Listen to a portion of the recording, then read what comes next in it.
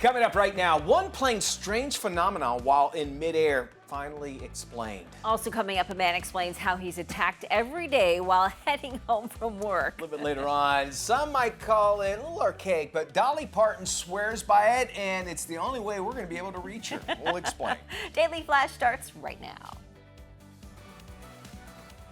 Get ready for trending news and entertainment. This is Daily Flash with your hosts, Andrea Jackson and Mitch English. The fun starts right now. This is Daily Flash. Hey everyone, I'm Andrea Jackson. And I am Mitch English, welcoming you to a whole hour of Daily Flash. We got our buddy Steve Helling coming up in just a few moments. We're going to talk about what's been going on in Hollywood. Everybody's writing a tell-all memoir. Yeah. Oh boy, look out. An actual book, too. Thinking, well, we can't go online and find the info. Well, I guess the truth is only found in the book, right? This is true. We also going to be checking in with Matt Doolittle. Matt, what's the soup of the day today? Cream de iguana. It's cool. Well, I might be skipping our soup of the day. No iguanas have been hurt in the making of our soup. Which is of the good. day. It's Yes. not cold for sure. Have you heard about this lady that got kicked off the Southwest flight? I'm She not. had a puppy with her in one of those pet carriers. A puppy was a little whimpery, a little, kind of difficult As to deal they with. are. As they are. It's a puppy. She's standing at the front of the plane getting ready to get her seat, and the flight attendant tells her, keep that puppy quiet or you're going to have to get off the plane. So she's trying to find a way to kind of keep it calm through Sure. the mesh carrier. Gets down to her seat, she sits down, the puppy's still whimpering. She's trying to calm it through she's got it zipped up, she's petting its head through the pet carrier. She ends up getting kicked off the flight. Wow. And then a couple tell the flight attendant, you should be ashamed of yourself for what you did. They get kicked off the flight. So three people Three and the people dog. and the dog get kicked off the flight. And their policy is, the pets Yeah, just have to they be, said that they stand by their policy. The pets have to remain inside the pet carrier, zipped up and underneath the seat. Okay, and she kept petting it. Yeah. Trying to calm it down. Trying to calm it down because she was told that if she didn't stop it from whimpering, she'd get kicked off the flight. She's trying to stop it from whimpering, and she's trying to do it through the mesh pet carrier, and she still gets kicked off the flight. What about like kids that just won't be quiet? There's a really good question. Now, why isn't there a policy for Put them in a that? mesh bag under the Mesh bag seat and see underneath how the that seat. works. Yeah, I don't think that would be happening. All right, speaking of flight, I don't know if you've seen this around. It's actually kind of freaky when you first see it, but we have an explanation for it. Asking the question, can a plane just freeze in midair? There's a video going around that kind of shows a very strange, optical illusion. There's a passenger, he shared a video showing what looks like a plane floating in the air over a bridge in San Francisco Bay. And on the flight home from New York City to the Bay Area, he noticed that sight outside his window. Here's the explanation. Some headwinds can be so strong that the plane will appear to be frozen in the sky, when in reality, the aircraft is just moving really, really slow. Additionally, in some instances, a person's point of view may be what is deceiving to the eye. In this case, the passenger was moving in the opposite direction of the plane that appears to be suspended in the air. So as they're flying away, and this is like basically a camera trick altogether, parallelix, I know I'm saying it wrong, it's because it's spelled weird, parallelix effect is basically what it's called, where something stands still, but you're the one moving, and it gives it the impression that it looks like it's standing still, but it's actually moving at the same pace somewhat. Have you ever had that happen to you? You're in a parked car and another car next to you starts moving? Yeah, and yeah, you think your perfect. car is moving? That's the same exact thing. Perfect You're example. like, oh my God. Yeah, so there you go. Don't freak out. The world isn't ending if the planes are frozen in the sky. We've got another flight story here. A man claims a bird has singled him out after attacking him day after day on his route home from work. 25-year-old Alejandro Rios lives in Australia, and he bikes home from his catering job every day. Rios said he was first pecked on the head by a magpie and just thought it was an odd occurrence. Then he realized he was the bird's target after he had the same encounter on several different occasions. Oh my goodness. The kitchen worker wears a helmet zip tied to his head to keep the bird away from his face. Bird experts say magpies have the strange ability to remember faces, and they can also be very territorial. Oh, that's interesting. Yeah. That's interesting. Right? It's one of those things where everything in Australia, by the way, will try to kill you. So keep that in mind. It's true. So it is something very, very dangerous. All right. If you want to get a hold of Dolly Parton, one way to do it, just send her a fax. Come on. Okay. Yeah, the country legend set the record straight about her love of using a fax machine. on her primary source of communication. Dolly says that she's surrounded by enough people that she's actually not interested in the world of social media, cell phones, or even text messages. Another reason why we love Dolly Parton. Yeah. Yes. Even some of her friends, like the late Kenny Rogers, actually found it really, really annoying. You want to get a hold of me? You got to send me a fax. I love it. Her love of faxing has actually been documented by her goddaughter. That's Miley Cyrus. What? Miley first discussed it during a talk show appearance a few years ago, recalling that Dolly had sent her a fax about working together on a holiday album. I think there's something to this because, you know, writing the fact of writing something down is lost.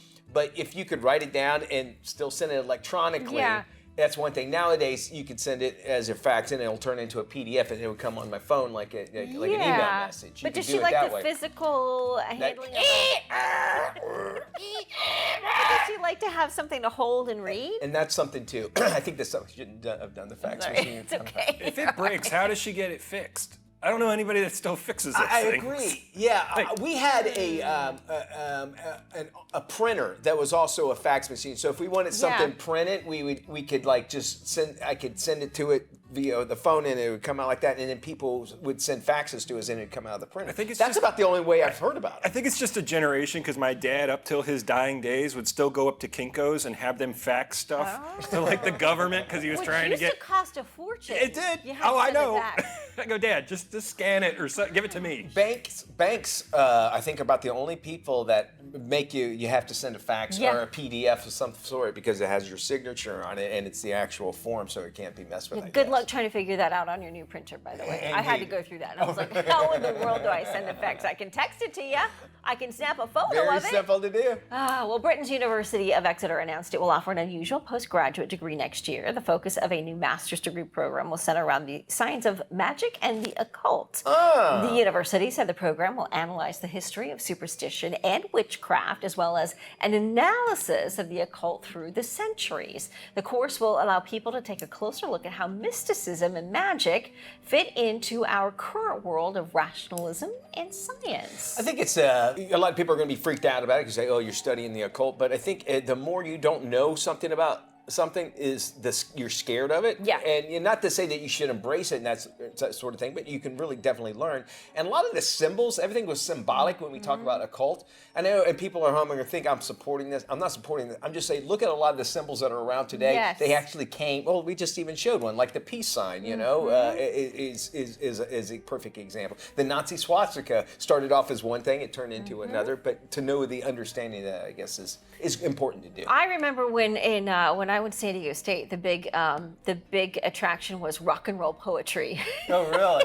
Yeah, and that had everybody freaked out. How can you teach a class in rock and roll poetry? Rock and roll is here to stay. Anyway, so I thought that was interesting. But I mean, I think it's something worth learning. I think you should find something about I've it. seen these movies. They end up like Hocus Pocus, where witches get out of the books because somebody said some, mystical words, and then we have the end of the world or a cute Disney movie. Right. It's one or the other. See, that's how it ends, right? Yeah. Well, forget Taylor Swift. A 120-year-old subway station in New York City is the hottest ticket Yeah, I in heard town. about This this. is so cool. New Yorkers are doing what they can to get an exclusive look at the old City Hall subway station that served strap hangers from 1904 to 1945. However, the only way to see Look it at is with this. a Wow. tour offered exclusively to members of the New York Transit Museum. And they only offer this tour 3 times a year. Tour guides say a trip to the station is harder to get than field level seats for a World Series game. This place looks amazing. I've always wanted to see this. The stunning stop is the only station to feature arched tile ceilings and skylights. Other notable features include chandeliers and a curved platform.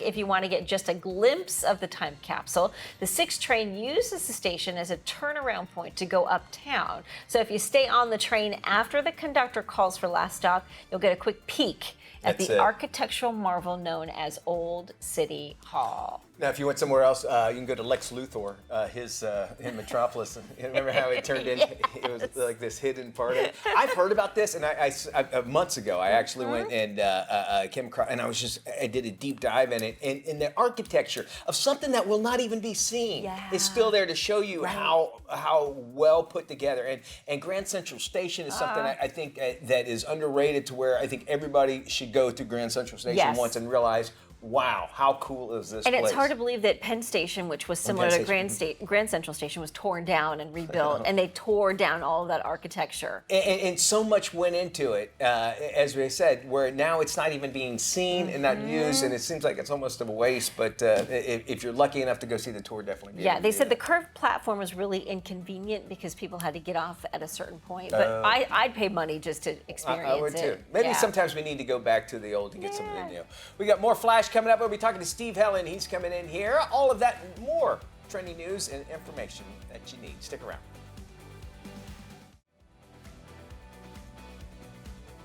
Welcome back to the big show. Yeah, time to talk all things entertainment. And we want to welcome our Hollywood insider, Steve Helen, back to Daily Flash because he's got his finger on the pulse of all you, stuff. Good to be here. Yes. It's good to be here. Man, we got a plethora of things to chat about. Yes. How's it going on in Yeah, entertainment? so you've likely heard the saying, hell hath no fury like a scorned woman. Well, now add memoir, and you'll get the idea between Britney's new tell-all. Yeah. Her book, Woman in Me, has just been released, and the LA Times has come away with a list of takeaways. And Steve, we want to get your reaction to a few of these that we took away from the book. She never had a problem with alcohol. She said her drug of choice was Adderall. Interesting. That tracks. That doesn't surprise me. Yeah, that makes sense. You know, we never saw her drunk. We saw her high, and we saw her Excited, energetic, I guess Right. would be a lot of things. Maybe that might be the Adderall that she is doing with the dances now, maybe? I don't know. Yeah, and she said she also started taking Prozac in about 2000, was given an envelope full of drugs under her conservatorship. And she smokes, present tense, Virginia Slims. There you go. I think one big surprise, well, it's not necessarily a surprise, but we all know about the relationship with Justin Timberlake, and we learned some things out of this week, which could be shocking, I guess, right? Yeah, I think so. According to Britney, he takes the cake as the primo jerk. What do you know, Steve? I mean, that also tracks with what I've heard. I mean, I'm not surprised. I mean, they were young. And he was a little punk at the time. I hope he's outgrown a lot of the behavior that he did when he was with Britney, because he really did damage her in a pretty profound way. And they were going back and forth with songs, too, my understanding. Doesn't Crimea River have something to do with Yeah, it? and she claims he cheated on her numerous times, then broke up with her over text saying, it's over. That's it. That's all he sent her. I mean, classy. Again, I give him a little bit of leeway only because he was so young and they were so young at the time. But, really,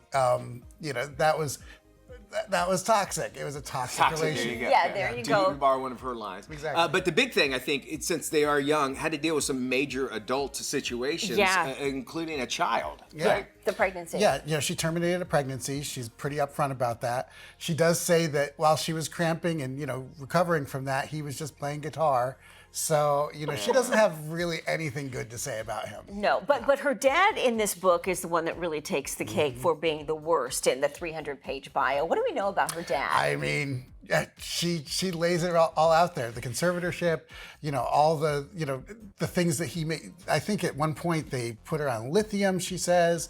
It was a really bad thing. And he was wanting to make her do this really risque dance, too, right? Yeah, which is a weird thing. And she was like, no, I don't want to do it, right? Exactly. That's weird to hear And so that. he put her on lithium. So, yeah. And then she was confined in rehab, she said, for 90 days. And when she was there, she really didn't even recognize the person that she was.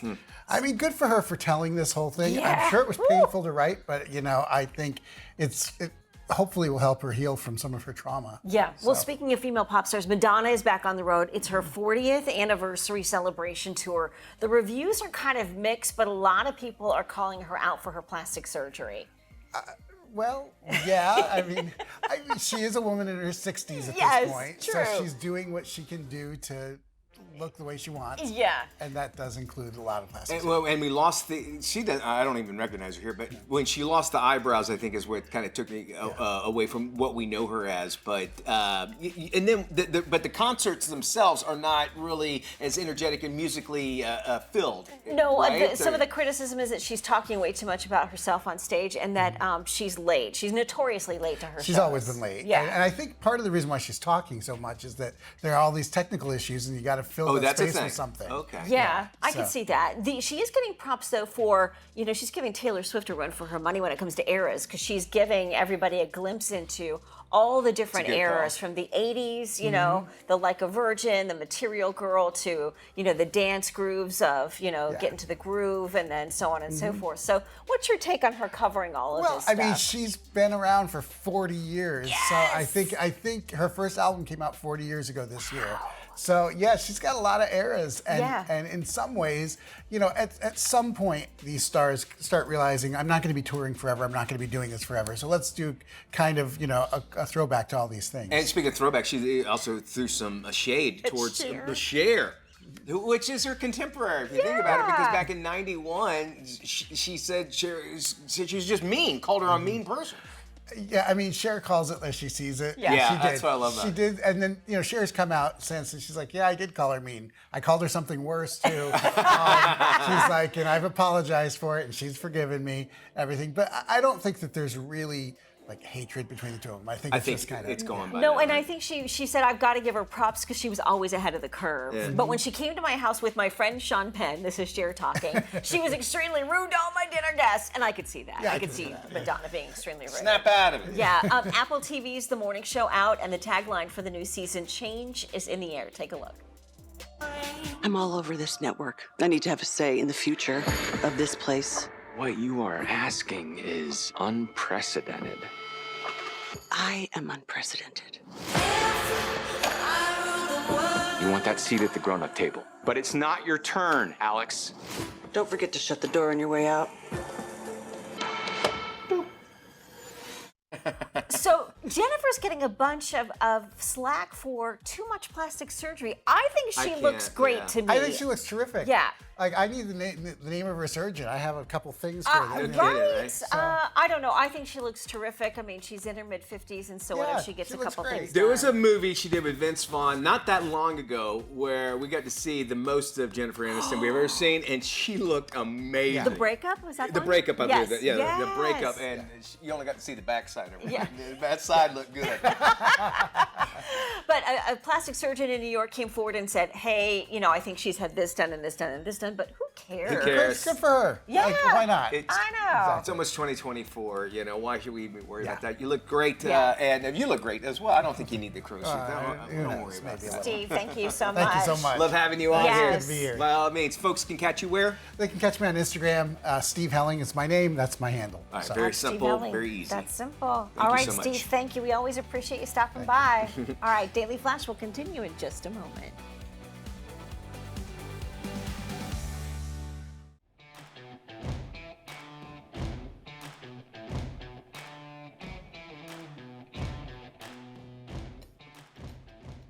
Welcome, ladies and gents, to Doing It This Week. I'm going to dive into stories that I find interesting. And what's the biggest story in the world right now?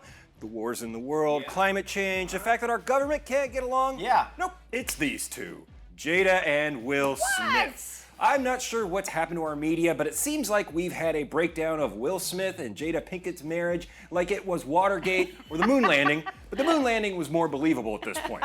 This is, of course, came after the slap heard around the world when Will Smith got up in the middle of the Oscars, during a night when he was all but set to win the Oscar, the thing that will secure his legacy in Hollywood. Yep. He came from being the Fresh Prince from West Philadelphia, Yep. where he was born and raised, then got shipped out to fancy LA to live in a nice mansion in Bel Air. Okay, maybe that's a little embellished, but it was sort of the same situation. And now you get up and slap a guy that's half your size, and you've destroyed your entire legacy for the rest of your days over what? An eye roll from a lady sitting next to him who apparently wasn't even his wife at the time, who even up till then had dragged him through the mud during her podcast. Yep. Not a network TV show or national radio show or movie tour, but her podcast, which really only picked up when she would talk about cheating on him. And now she's doing all this destruction, and it was over an alopecia joke, which, let's be honest, we didn't even know she had it. She's a beautiful woman, so I just figured it was the look she was going. And now she's promoting a book. Great, that's where all this comes from, a book. No one reads, it's an audiobook, let's be honest. She's on a book tour to talk about the fact that she's been separated for 7 years, all while trying to show off this happy little family life where, again, their kids have been a little awkward in the media as well. And don't forget the fact that her real love was Tupac. She lets you know. She says Tupac even proposed to her while he was in prison. Now, obviously, Will's going to run the other way, get out of this toxic relationship, and hopefully rebuild his career, right? Nah. Nope. He showed up at an event last week unannounced to help promote her book in Baltimore and support her. Oh, so, boy. where does this end? What can come from this? I can't wait for the therapy sessions his kids will have to go through, which I'm sure will be live streamed on their mom's network. Oh wait, she doesn't have one. Oh, yeah. I bet Will wishes the one movie role that he played was real. No, not Men in Black, so he could forget the whole thing with the flashy thing. It's Hitch, so he could get some of his own dating advice, because he would have been better off with Kevin James. And they could have done it together. That's doing it for this week. All right, we're good, everybody. All right.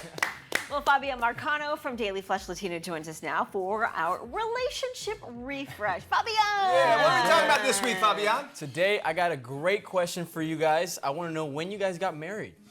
Well, actually, it was a lovely time. We had a wonderful honeymoon. It was the late of summer of '63, I believe Yeah, I think so. How old were you? I'm very old. I got married. How old was I when I got married? Yeah, when you the got first time I was 21, and the second time I was 50, whatever. Yeah, Okay. yeah. 21? Yeah. You figured it out. Let's go with the first one, all right? First one, yeah. I've been engaged but never married. Yeah. Yeah. Okay. Oh, But I I like like that the one. idea of being someone's fiance. I think there's something romantic Yeah. to that. Okay, so. I don't know, because I'm Yeah. not. Hey, Andrea, you know, I'll pull a go ring out. Fabian, It might be like a ring pop, but Andrea we'll work with Marcano, it. I like it. It So works. my question is, what is the best time to get married? Okay. What is the best age Oh. specifically? There's different categories. It's something weird, right? So when you're 18, they say it's too young. It's too early, and that's the highest rate of divorce in USA right now. So when you go into like the 22 range into the 25 age, they still have a higher percentage of divorce rate. I believe that. Yeah. But once you get to that 28 range, 28 to 32, they say might be around that best. The sweet spot. Yeah, that's like the sweet spot. Apparently that's one of the least amount of divorce rates that we have in the US. But this is the interesting fact to me, right? When you're younger, you don't really have financial status, or like you don't actually have, the security of your finances. And they say as you grow, I mean, around that 40-year range, that's probably your prime time money making, right? That's when you're making the most money. So it also has to go into, but it also has to go into with the woman's fertility if you're trying to have kids with them, right? Yeah. That's why I ask you guys, when do you guys actually think might be the right time? Because it's a weird question. It's a hard question to answer. I mean, there's never a perfect time in this world, obviously. See, I'm a bad person to ask because I think you should wait until you're 30. I was going to say to get married. Well, you just mentioned the stats up to 28, and it is a proven fact that men's frontal lobe is not fully developed until their late 20s, early 30s. And then you also talk about the financial issue of a marriage, and number one thing that couples fight about is money. Altogether. So you don't have that. By the time you're 30, I feel at least, haven't been married very young, is that I kind of realized this is where I want to go. I knew who I was and where I was going to go, and I was a little more secure. Up until that age, I was like, well, I can do whatever I want. Yeah. I stayed in the same field, so I think I'm agreeing with you. I think 30s is a good time. I get the biology when it comes to women, but I think women are having children later on in life, so I think you can. I mean, Al Pacino just had a child, isn't that right? For the guy, there's no age limit. That's what's sad about it. I think there should be That's what we got today for Relationship Refresh. Thank you guys again. Good stuff, Fabian. And remember, you can catch Fabian on Daily Flash Latino. All you have to do is head to dailyflashtlatino.com to check your local listings and their times as well. We got so much more entertainment, trending news and entertainment all coming your way right here on Daily Flash. This is Daily Flash with your hosts, Andrea Jackson and Mitch English. Trending news and entertainment. This is Daily Flash. Hi, everybody. I am Mitch English. Hi, I'm Andrea Jackson. This is Daily Flash, your source for trending news and entertainment. For those of you still out there in the dating world, we have a little bit of good news, perhaps. If you're on Tinder, they've just announced a new feature called Matchmaker. And how Matchmaker Isn't works. that the whole point of the app? Yeah, right? Sorry. Well, no, here's the thing is they realize, like, remember your friends always trying to set you up with friends and sort of thing? Well, they're kind of bringing that in. Matchmaker basically is what it will do for, I can say if I was on the app, for 24 hours, I could send a link out, and you would see people that would be eligible for me to swipe left or right. Okay. And you could see all the people. Okay. And you could find out about their details and that sort of thing. And you go, hey, this one girl, like, you know, man, she's great. You could tell me in person and that sort of thing. You're not allowed to, during that link, to swipe left or right or whatever, but you can basically help me pick my choices. So it's a research, like a research option for people, you. yeah, and like I said, they're not going to be able to swipe left or right for you. But they had said about 75% of Tinder users will give their phone or actually talk about their dating life, and of that, like many of them said, all right, you swipe left or right, and so basically other people are helping them find the person that they like. So they realize, well, why not just make this available? Bumble has already had something like this for a little while, but now Tinder, if you're on it, have you ever set a friend up with someone? Yeah, we did one time. Tried to, and it was a disaster. Yeah. It was just like, you know, what we think and they think. You're like, well, apparently I don't know these two people well enough. I've done it a few times, and I will never do it again because it starts out great, and then it ended up going south really fast. And then, of course, you feel like you're the bad person for bringing the two people together. And I would imagine the person that you set up, you're like, man, I really got to make this work because I don't want to disappoint them and that sort of thing. So you there's a little bit of help pressure. people out, but at the same time, you're like, oh, I don't want to be responsible if this goes bad. And it's definitely Stay tricky. on your apps. We'll take the link for Matchmaker. Can a plane freeze midair? Well, a video appears to show a strange optical illusion. A passenger shared a video showing what looks like a plane floating in the air above a bridge over San Francisco Bay. So on the flight home from New York City to the Bay Area, he noticed a sight outside his window. So here's the explanation. Some headwinds can be so strong that the plane will appear to just be frozen in the sky, when in reality, the aircraft is just moving slowly through the air. Additionally, in some instances, a person's point of view may also be what's deceiving the eye. In this case, the passenger was moving in the opposite direction of the plane that appears to be suspended in midair. Kind of gives you away when you see the wing of the plane that the person is in, kind of gives you a better perspective of what's going on, but still kind of freaky. I mean, like you're trying I would look two or three times. I was like, is that thing moving or not? So I've seen that happen before. It's pretty interesting effect. And since we're talking about flying, check this out. There's a guy in Australia who says a bird has singled him out because he attacks them day after day after day, and all the guy's trying to do is come home from work. He's 25-year-old Alejandro Rios, and he lives in Australia. He bikes home from his catering job every day. He said the first peck on the head by a magpie was kind of an odd experience. Then he realized that the bird's target was him after the same encounter over several different occasions. The kitchen worker wears a helmet to his head, keep his bird away from his face. Bird experts say magpies actually have that strange ability to remember faces and can be very territorial. It being a black object moving quickly, I can see why you might think it might be something that was attacking his area. Right, or maybe a source to land on. Maybe he's trying to land on the helmet. That's true, like a little moving rock or something like that. They say in Italy, they say if a bird poops on you, it's good luck. Good luck. That's what. Do you think it's just to make you feel better? I had a seagull do that at SeaWorld. Does that count? Yes, I think that counts. Did you buy a lotto ticket after? No. That's why I'm still here. Yeah. Yeah. And it's great too if you run out of mayonnaise. You know? Oh, hey-o. Wow, okay. Daily Flash is where you're at, unfortunately. Sorry, we can't do anything about that. Unless you stick around, we'll can only go up from this point. How about that? All right, stick around. You're watching Daily Flash, trending news and information and entertainment. This is Tim. Tim is all about time, and if you've ever had a chance to look into Tim's cold, dead eyes, you'll see that it's time for you to follow us on social media. Sure, there's 10,000 social sites out there, and we don't have the time to name them all. Seriously, just ask Tim. So take the time to look for Daily Flash TV on your favorite social sites, and start following us. That's all the time, Tim. Goodbye.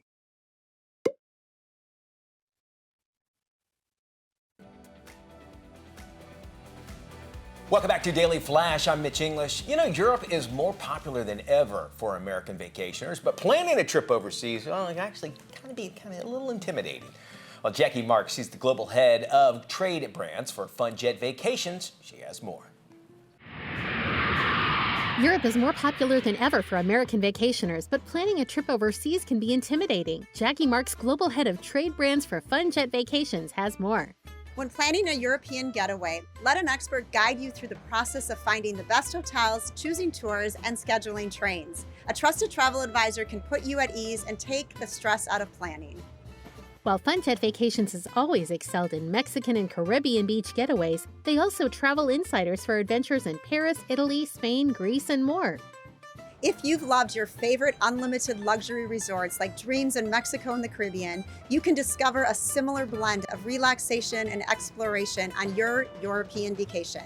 With travel advisors taking care of all the planning, you'll strike the perfect balance between rejuvenation and sightseeing, creating a unique city and sea getaway. For more information on exceptional European getaways, visit funjet.com. Time now to talk about our home. In today's Help My Home, we're going to help you find a little bit more space in your garage. We need that. You ready? Okay, let's face it. Every home has extra room for a kid's play area or an office where they shouldn't actually have extra room. So this is where your garage comes into play. You can turn it into a playroom for the kids. A separate playroom can help consolidate toys and games into one specific area so they're not scattered throughout the entire house. It can also be a way to offer teens a semi-independent hangout spot where they can spend time with friends. I agree with this completely. A next option, you can use the garage for a home office. Changing the garage into a home office can offer a number of benefits. A separate workspace can help reduce your distractions. It also offers a more professional space for virtual meetings and business calls. The financial benefits are twofold too, because it can be a tax write-off, and not having a daily commute can save you time and money. I tell you what, the best part about it is you can have a beautiful window view by just lifting up the garage door, right? You can also use your garage for an in-law suite. There you go. There we go. You're going to spend more in upgrades for this project, but the return value could be beneficial in the end when you go to sell the property. It's known as an ADU, additional dwelling unit, and it can add an extra 35% to your home's value. In 2021, 26% of American households were considered multi-generational, with caregiving as the #1 reason for their living arrangement. I think it's great. Yeah. I mean, it's and a lot of times people, their backyards, if they don't have that, they can use it out there, and especially with this office age, use it as an office. You can put grandma out in the plastic castle. Okay.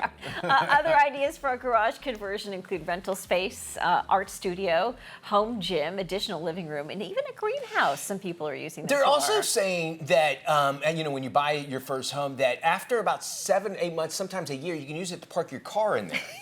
No, go figure. Yeah, you can park your garage, right there in the garage. Yes. Speaking of the garage, epoxy floors are the big trend right now when it comes to garage makeovers. These are so cool. So what does it involve and how much do they cost? This fix takes an old drab cold cement floor and turns it into a work of art, really. Epoxy is a type of resin that when mixed with other hardeners can create a durable coating for garage and even kitchen floors. Installation takes some time because it involves a number of steps. To add to the design, terrazzo, gravel, even quartz can be thrown into the mix. The cost for a simple epoxy floor can range from $1,500 to $5,000. This is if you do it yourself. However, I don't recommend it. Hire a pro. You're looking at spending $3,000 to $10,000 depending on the size of the garage, but it's worth it, I think, to spend the money. And these floors look amazing. Now, if you're doing something like that, I've actually epoxied a floor one time, and there's a whole kit that comes along with it. It's not, but you're talking about just a plain, color and that sort of thing, and then some flakes you can do. That's low end, but it makes a huge difference altogether. But if you saw something like that we were showing the video, it can really just bring it to the next level. Yeah, my sister did like a lava-inspired floor. Oh, cool. Orange in her garage. It looks amazing. All right, we got more Flash and more fun coming up right after this. Nassau Paradise Island, the destination known for its white sandy beaches and crystal clear turquoise waters, will welcome its first ever nonstop flight from Los Angeles International Airport this November, making it easier than ever before for those on the West Coast to get to the Bahamas. With us to share more about this announcement and to offer us an inside look at everything that is happening in the destination is Nassau Paradise Island Promotion Board CEO Joy Gipperlew. She is coming to us from the iconic Atlantis Paradise Island. Joy, where exactly are you joining us from today? Hi, Andrea. You said it perfectly. I'm here at the iconic Bridge Suite at Atlantis Paradise Island, and we're just next door to the capital of the Bahamas, Nassau. Behind me, I hope you can see the beautiful turquoise waters that you mentioned and that we're so famous for, as well as our sandy white or even pink beaches. So just so happy to be with you and to share with everyone that the Bahamas is closer than you think with the new JetBlue flight beginning on the 4th of November. And of course, Alaska Airlines flying as well from LAX and Seattle beginning in December. Joy, why is this the perfect time to visit the Bahamas?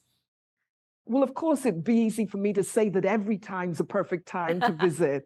But I think with the beginning of these new two direct flights coming from the West Coast, we're particularly excited. And it could not happen at a better time because this is the 50th anniversary of independence in the Bahamas. And so we have been celebrating throughout the year. And this seems to be the icing on the proverbial cake for us. There's also so much to do. And I think it's going to be just an unexpected surprise for visitors coming from the West Coast to experience firsthand all the cultural offerings. And of course, we're becoming known as a culinary powerhouse. So many, many great opportunities and experiences for people to fly on down and visit us here. Tell us more about what visitors can expect at Paradise Island. We saw the umbrellas. You mentioned the culinary delights. Give us a little bit more insight. There's just so much for everyone to do when they come to Nassau Paradise Island. So whether it's diving, whether it's deep sea fishing, golfing, you name it, it is available. But it would be remiss of me as a Bahamian if I did not invite our visitors to visit our cultural sites, our museums, and of particular importance, and no, just opened this year, is our Junkanoo Museum, which celebrates the national cultural event of the Bahamas. And so again, it's closer than you think. And it's a pleasure just to invite everyone to come and discover why we always say it's better in the Bahamas. Joy, thank you for joining us. You can watch the full interview on our website, dailyflashtshow.com, and you'll find more information to connect with the Bahamas. Joy, thank you. Thanks so much. You know, choosing the right Medicare plan is essential, and that's why it's important to keep up with those new benefits. Here's more. The Medicare annual enrollment period is running from October 15th through December 7th. Plan benefits and costs can change each year, so it's important to compare different plans to your needs. eHealth makes it easy for seniors to compare plans from the nation's top insurance companies that cover their doctors, their prescriptions, and the benefits they want side by side. You can shop online or on the phone at no charge and no obligation to enroll. To compare Medicare options and for all your enrollment needs, visit ehealthinsurance.com. There is so much more trending news and entertainment heading your way, but first let's check in with our friends at the Daily Buzz right here on Daily Flash. The 26th annual SCAD Savannah Film Festival is underway, a key stop on the festival circuit leading up to the Oscars. An opening weekend highlight included a screening of Oppenheimer and a Q&A with Hoyte van Hoytema, who was honored with Variety's Creative Impact Award in Cinematography. Actor Jack Houston's much buzzed about directorial debut Day of the Fight was also screened, for which he received the Rising Star Director Award. I envisioned this film and this idea, and it was the first time I said, that's worth something. I like this. This is, you know, I got that feeling in the pit of your stomach where you go, oh, I think I'm onto something here. I'm just so happy, you know, to be here with the movie and that it's receiving, you know, such a lovely, warm reception. The week-long event brings together film pros with aspiring student filmmakers through masterclasses, panel discussions, coffee talks, and workshops. Keep up with the events at filmfest.scad.edu. Expanding or developing new skills is essential to advancing your career or improving your career prospects, but new research from DeVry University reveals there are roadblocks for many Americans. 73% of men actually have access to upskilling opportunities versus 56% of women and 42% people of color, highlighting that women and people of color are disproportionately impacted. Overall, 70% of workers feel employers are falling short in offering upskilling opportunities. It's always important for business leaders to create a future-ready workforce and continue to invest in talent to be ready to handle disruptions in the workplace. The research also shows it's important for retaining talent. Make access easy for your employees and find partners like DeVry University to offer the flexible opportunities for employees to take advantage. Learn more about upskilling opportunities at devry.edu. More than 100 billion pounds of food is wasted each year instead of feeding the 34 million Americans who are hungry. So one company is stepping up to change that. The Chick-fil-A Shared Table program to date has donated more than 23 million meals across the country. Chick-fil-A Shared Table is a program that allows our local owner-operators to donate their surplus food to local nonprofit organizations. Being that I was once homeless myself, being able to have the opportunity to be able to partner with Shared Table and Chick-fil-A has been tremendous. We're feeding over 40,000 people a month at St. Minnie's Bistro. Chick-fil-A is putting those organizations' surplus creations in their first ever cookbook. We're hoping that this cookbook will serve as a little inspiration to at-home chefs to even think about how you can repurpose food in your own home to collectively all help us combat food waste. Get the free digital cookbook at extrahelpings.com. At Culver's, we believe in serving delicious handcrafted food and treating our guests like our neighbors. It goes back to where we're from, Sauk City, Wisconsin. Since we opened the very first Culver's restaurant in 1984, we've done our best to make every guest feel welcome. No matter what you order, it's our mission to make sure you leave happy. For over 4 decades now, we've been making delicious cooked-to-order butter burgers and Culver's fresh frozen custard. It's the way we've always done it and the way we always will. So wherever you visit us, we're proud to serve you a handcrafted meal from Wisconsin with love. Find your neighborhood Culver's at culvers.com and visit us soon.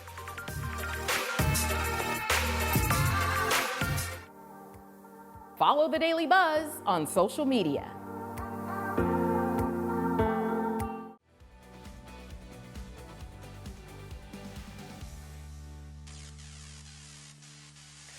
All right, before we head into the weekend, we'd like to give you our picks for streaming for the weekend. Here's where we tell you something you got to check out on your streaming services. First up, we'll start off with the ladies. Okay, it's something I've randomly found. My pick for this week is a 9/11 documentary, 26th Street Garage, billed as the FBI's greatest untold story. Oh.